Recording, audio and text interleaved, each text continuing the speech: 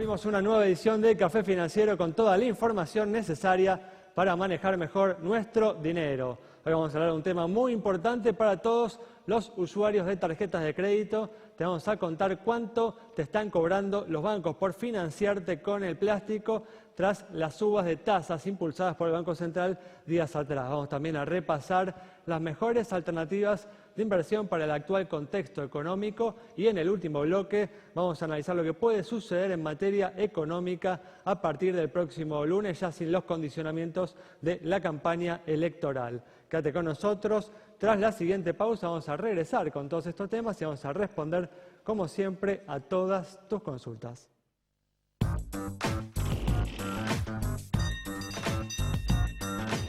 Bueno, ya estamos aquí con la presencia de Santiago Chelala, también está con nosotros Yamila Escala y en el próximo bloque se va a sumar Diego Martínez Bursaco para brindar algunas recomendaciones de inversión para el actual contexto económico. ¿Qué tal? ¿Cómo andan? Muy bien, Hola. ¿cómo les va? Gracias por estar aquí una vez más. Y arrancamos rápidamente, tenemos mucha información para hoy, justamente en el marco de la entrega de los premios Prestigio. Se entregaron también premios a las empresas que trabajan sobre la conciencia aseguradora y para difundir valores beneficiosos para la sociedad. Yamila nos cuenta cuáles fueron las instituciones ganadoras de estos premios. Un premio más nuevito, estamos hablando de conciencia, la contribución de las compañías al bienestar social, en lo que es el ramo aseguradoras y el ramo empresas en general. Ya les digo los ganadores, pero ante todo la importancia que tiene este premio, más allá del premio Prestigio Seguro, que desde ya es importantísimo, bueno, en función de esos valores, en función de ese cambio que se puede generar sobre los individuos a partir de las acciones colectivas, ¿sí? Y en este contexto les comento que los ganadores en el rubro seguros se trata de Federación Patronal, también una de las 3 compañías más prestigiosas del mercado, bueno, en esta materia y vinculado a un documental de seguridad vial es que se llevó el primer puesto. También San Cristóbal y la segunda ART, ¿sí? Liderando ese trío ganador. Y por el otro lado, lo que es Galicia, sí, que ganó en el rubro empresas, en este caso con un trabajo muy importante vinculado a la desnutrición infantil, ¿sí? Grupo Petersen también en ese trío ganador junto al Banco Macro. Hablamos con los ganadores en la noche de Prestigio Seguros.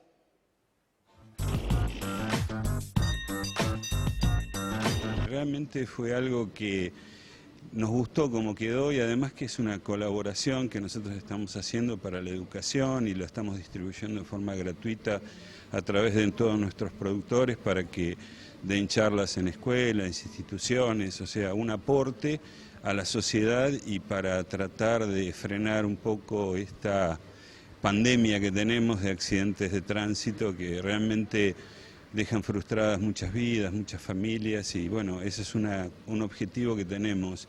Apostamos a la alfabetización digital porque entendemos que es una herramienta importantísima para que los docentes acorten la brecha digital que hoy tienen con los alumnos y para que tengan una mejor performance en las aulas. Bueno, arrancamos con este programa hace ya más de 10 años. En ese momento no existía Conectar Igualdad, no había ninguna apuesta de los gobiernos en generar estas iniciativas, así que empezamos a trabajar con escuelas en las 4 provincias donde tenemos presencia, equipándolas, capacitando a sus docentes. Y bueno, después empezamos a trabajar con los gobiernos, junto con Conectar Igualdad y con los programas que cada uno de los ministerios de educación tenían. Venimos trabajando muy fuerte en todo lo que tiene que ver con programas de inversión social. La gerencia de sustentabilidad del banco nace en el año 2005 y venimos desarrollando programas fuertemente desde ese año. Particularmente el programa de desnutrición infantil lo iniciamos en el año 2007 y es un ongoing y un constante que venimos sosteniendo y que vamos a seguir sosteniendo a lo largo de los próximos años. Así que estamos muy contentos de haber recibido el premio.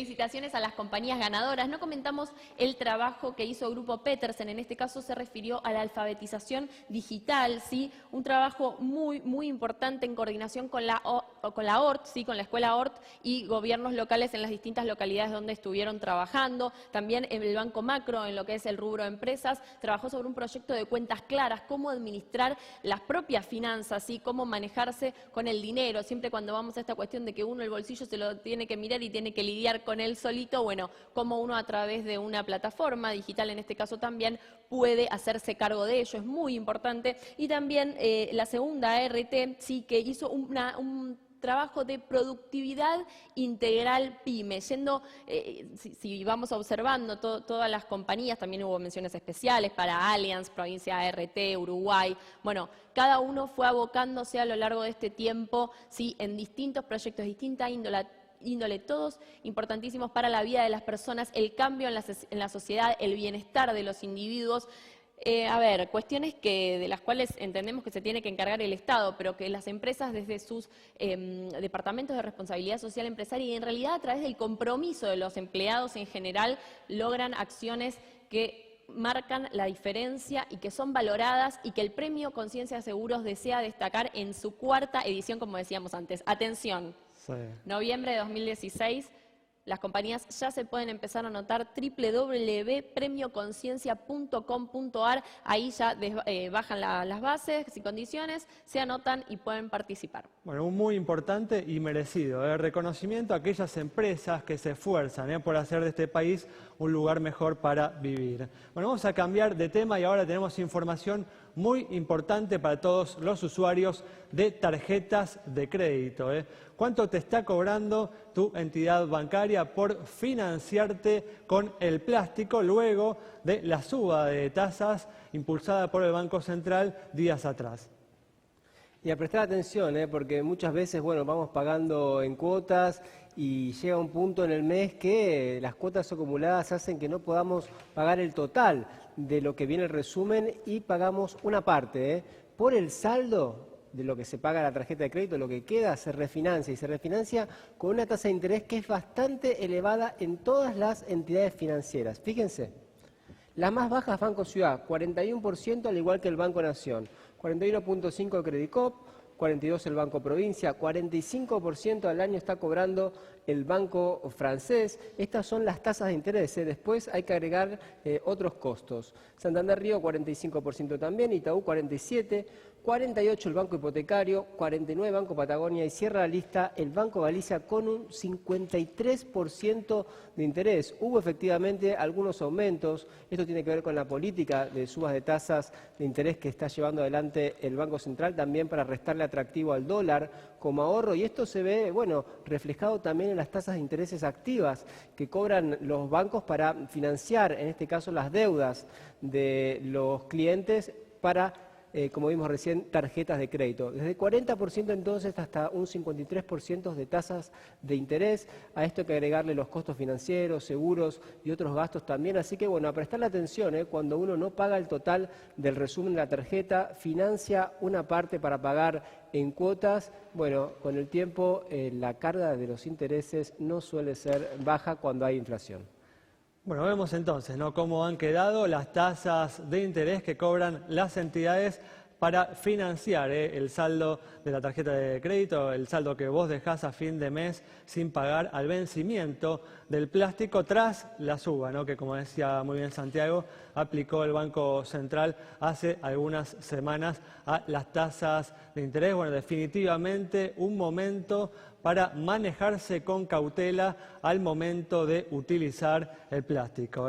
Cerramos de esta manera el bloque, quédate con nosotros. Al regreso vamos a estar brindando recomendaciones de inversión para aprovechar el actual contexto económico o para protegerse justamente de este contexto electoral y de este contexto también de incertidumbre que va a seguir en las próximas semanas, hasta que conozcamos las nuevas propuestas y los nuevos planes de las nuevas autoridades.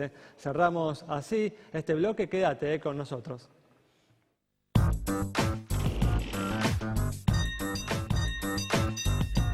Bueno, estamos de regreso y vamos a comenzar a responder a todas tus preguntas. Tenemos, por ejemplo, la consulta de Sergio sobre el estado del Banco Sáenz. Para Sergio, entonces, vemos los números de esta entidad financiera. Tiene un patrimonio de 243 millones de pesos, depósitos por 853 millones y resultados positivos en el último ejercicio de 34 millones de pesos. Buenos indicadores de solvencia y también de liquidez, cara sonriente para el Banco Sáenz. Bueno, Diego, decíamos el miércoles que el Merval en estas últimas semanas viene alcanzando récord tras récord. ¿Ves aquí en esto una oportunidad para invertir? Mira, Ale, depende del riesgo, ¿no? El riesgo que está dispuesto a tolerar cada tipo de inversor. Para aquel que tiene un horizonte de mediano plazo, hay dos cuestiones claves que nosotros sabemos que va a ocurrir en la Argentina, gane quien gane las elecciones del domingo. Esto es que el dólar va a subir y que Argentina irremediablemente va a arreglar con los holdouts. Si eso pasa, va a bajar la prima de riesgo para la Argentina, esto quiere decir que va a bajar el riesgo país y que los bonos van a ser un buen refugio. Y aún con la suba que tuvo el Merval, existen bonos como por ejemplo el Bonar 2024, que está rindiendo entre el 7,5% y el 8% en dólares, ¿sí? En un mundo de tasa cero. Así que creo que es una buena alternativa para el inversor conservador, si se quiere de alguna manera. Si vamos un poco más allá en el riesgo, ¿sí? Si estamos, digamos, apostando a una recuperación del ciclo de la economía argentina, quizás ahí las acciones es el mejor instrumento para intentar capitalizar eso. Y quizás mi perlita preferida de la que ha quedado más relegada es Comercial del Plata, ¿sí? Comercial del Plata es un holding que tiene exposición a la energía, a la construcción, a las telecomunicaciones y al sector entretenimiento. Diversificación y que tracciona con el ciclo económico. Pues está sugiriendo que el resto de las acciones por ahí ya han subido demasiado en estas últimas semanas. Mira, Ale, cuando uno mira las acciones argentinas y su evaluación y las compara contra sus pares brasileñas, chilenas, peruanas, vemos que, por ejemplo, los bancos están el doble de caros en términos de la relación de los precios y las ganancias que tienen. Entonces, Argentina hoy no está tan barata como 2 años atrás, que todos decían es una ganga, vamos a comprar sí o sí que es negocio. ¿Le recomendás, Diego, una acción a un inversor que está familiarizado con alternativas más conservadoras, como por ejemplo un plazo fijo? Creo que hay que tenerle respeto al mercado de capitales, ir avanzando paso a paso y quizás el primer approach, el primer acercamiento es más bien con instrumentos de renta fija, ¿sí? Pero dentro de una cartera Cuando diversificada. hablas de instrumentos de renta fija, estás hablando de bonos, ¿no? Exacto. Para alguien que quiera apostar a algo más diversificado y sí tomar un poco de riesgo, quizás el 10-15% puede colocarlo en una acción. De todas formas, Diego, incluso aquellos que invierten en bonos pueden esperar en las próximas semanas un panorama de movimientos bruscos de los precios, ¿no? Sí, cuando hablo de invertir en bonos, lo que yo estoy hablando es de comprarlos, mantenerlo en la cartera, ir cobrando los cupones de interés que pagan esos bonos y apostar a cobrar el capital al vencimiento. Así uno es como que queda al margen de esta volatilidad de corto plazo que vos mencionás, Ale, y de la coyuntura. Muy bien, bueno, Diego, vamos a cerrar este bloque respondiendo a una última consulta sobre la situación de una compañía de seguros.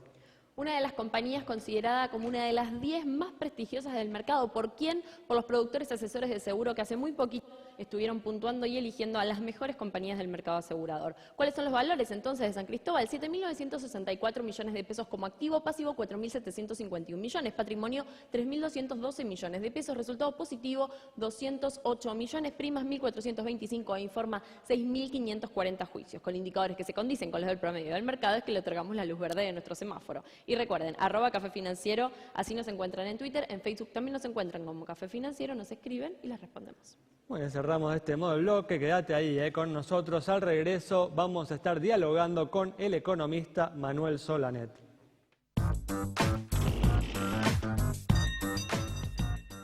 Bueno, ya estamos aquí con la presencia de Manuel Solanet para analizar lo que puede suceder en materia económica a partir del próximo lunes, ya sin los condicionamientos de la campaña electoral. ¿Qué tal, Manuel? ¿Cómo andás? Bien, gracias, muy bien. Bueno, gracias por venir. Un gusto. Bueno, Manuel, ¿qué expectativas tenés en relación a lo que puede suceder el lunes? ¿Esperás, por ejemplo, mayores restricciones para la compra de dólares, ¿no? Es algo que uno esperaba tal vez después del 25 de octubre y que aparentemente, bueno, se demoró por el balotaje, ¿no? El lunes ya es postelección y no hay campaña electoral, de manera que yo creo que las variables se van a considerar con mucho más realismo, cualquiera sea el resultado. Así que los mercados lo van a interpretar de esa manera, que lo vienen haciendo ya anteriormente. De hace unos días uno ve que hay una evolución de las variables que se condice con una hipótesis de racionalidad en el futuro.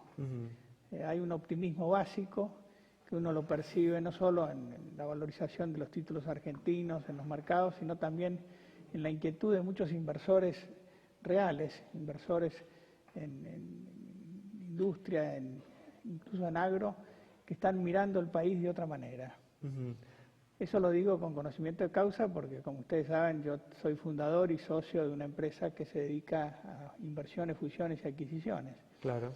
Y creo que hemos percibido este fenómeno que implica un optimismo sobre la Argentina que se comprobará o no se comprobará según el resultado de las elecciones, pero existe. Ya te voy a hacer justamente preguntas relativas, ¿no?, lo que puede suceder a partir del 10 de diciembre, pero ¿esperás, por ejemplo, como te decía recién, por ahí que se elimine el dólar ahorro a partir del lunes, no mayores restricciones vinculadas, ¿no?, con un flujo que uno solo puede explicar en las últimas semanas a partir de un condicionamiento electoral, ¿no?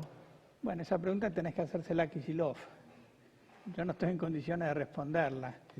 Yo lo que creo es que, como dije recién, dejado atrás el proceso electoral y no teniendo compromiso con la obtención de votos, los funcionarios van a tender a una hipótesis de realismo, a jugar con las variables económicas de otra forma.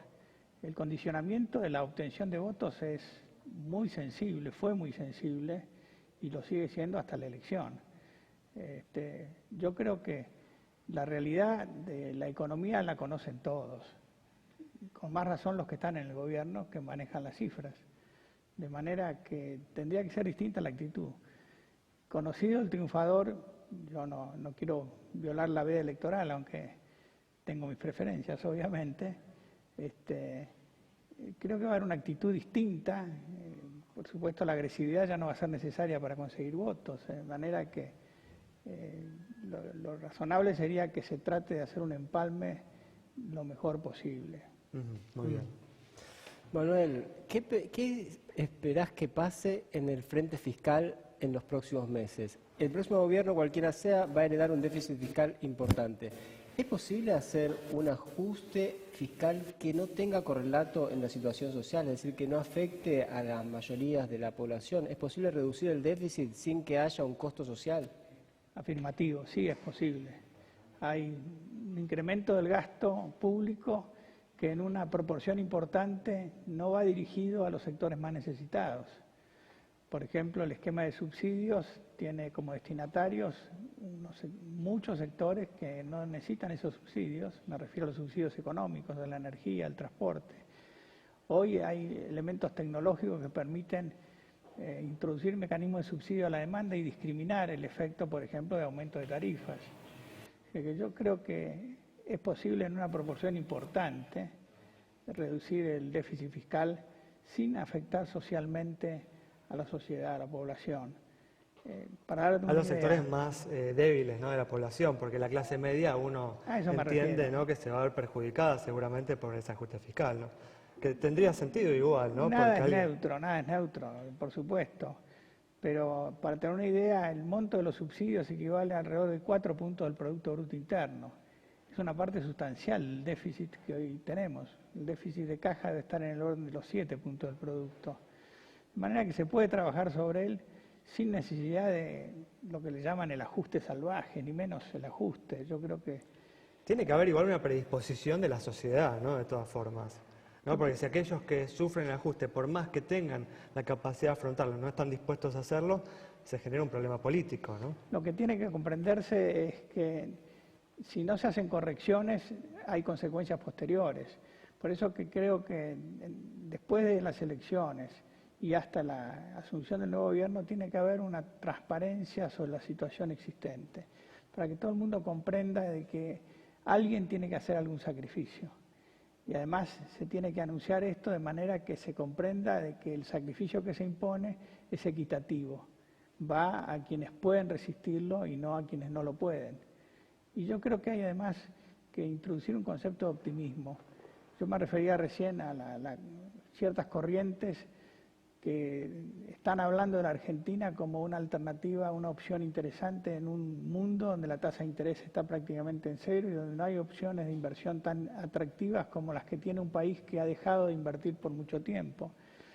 De manera que va a haber una corriente de optimismo que va a traducirse en un flujo de divisas, por ejemplo, que hoy algunos lo descartan, pero creo que hay que tenerlo muy en cuenta, porque eso es lo que va a permitir una solución de políticas que puedan no ser agresivas incluso, sino políticas positivas que permitan que haya un clima de optimismo y se traduzcan luego en variables económicas reales como el crecimiento del Producto Bruto, que yo no descarto para el año 2016. Ahora, hay un debate entre los economistas acerca de qué pasa si se saca el cepo cambiario. Algunos dicen que los precios ya están indexados al blue y que el impacto en la inflación de levantar el cepo va a ser casi neutro. Y otros dicen no, va a impactar mucho. ¿Cuál es tu posición al respecto? Yo creo que hay que primero hablar de no levantar el cepo y ahí hay consecuencias mucho más gravosas para la economía real. En la medida en que se logre confianza, el levantamiento del cepo no va a traer consecuencias importantes, más allá de que la economía ya ha tomado en cuenta un dólar que no es el dólar oficial, esto es relativo, pero hay que decirlo. Es probable que haya un flujo positivo de divisas, aunque las reservas hoy estén casi a un nivel nulo, es probable que haya un flujo positivo de divisas debido a este impacto sobre la confianza, a la salida de exportaciones que estaban esperando que suceda algo, que mantenga un tipo de cambio que no es el que se ha generado en cifras por algunos sectores que ven un tipo de cambio alto. Probablemente no. Ojalá fuera así y que el problema fuera que el tipo de cambio necesite ser más alto de que resulte de la salida del cepo. Pero esto hay que decirlo después que eso suceda. Ahora es ciencia ficción. ¿Qué tipo de medidas, Manuel, si crees que se pueden tomar medidas para evitar, ¿no?, el impacto que puede llegar a tener una liberación del cepo cambiario sobre los salarios de los trabajadores? Medidas que aporten confianza. En lo institucional, volver a un sistema que garantice seguridad jurídica, respeto al derecho de propiedad, que se vuelvan a tener relaciones con el resto del mundo, no solo relaciones con el mundo financiero, sino también con el mundo político, que se vuelva a mirar la Argentina como un país de oportunidades, que ofrezca alternativas de inversión en distintos planos, sin un criterio de persecución a la inversión extranjera. Yo creo que si se da eso, no tendríamos que preocuparnos por el tema del cepo. Yo creo que todos los países avanzados del mundo, salvo rarísimas excepciones, tienen sistemas de cambio libre. Y la Argentina no tiene por qué no lograrlo. Hablaban también de repatriar capitales, ¿no? ¿Te parece que va a haber una moratoria para todos aquellos que tienen algún ahorro en el colchón o incluso plata más importante en el exterior, que la van a traer a Argentina si vuelve esa confianza? Yo creo que seguramente ambos contendientes están pensando en un blanqueo, en una moratoria, porque parece lógico que sea así. Pero yo diría que si se da un clima de confianza como el que debiera darse, el flujo de capitales no va a necesitar un blanqueo o una moratoria. Incluso los capitales no tienen bandera. Estamos pensando siempre en esos 300, 400 mil millones de dólares que los argentinos supuestamente tienen en el exterior. Hay mucho más que eso en manos de fondos de inversión, en manos de inversores extranjeros que corren de un país a otro y que vendrían a la Argentina. O sea, tal vez los argentinos sean los últimos en traer sus capitales. Yo creo que lo que hay que preocuparse es de generar las condiciones para que venga la inversión, como que ha ido a otros países latinoamericanos en estos últimos 13 años que ofrecieron esas condiciones. La Argentina puede hacerlo y yo creo que esa es la clave y es la base para eliminar el control de cambios. Nos quedan los últimos 30 segundos. ¿Sos optimista entonces de que el próximo gobierno, el nuevo gobierno, va a poder resolver los problemas de fondo que presenta hoy la economía?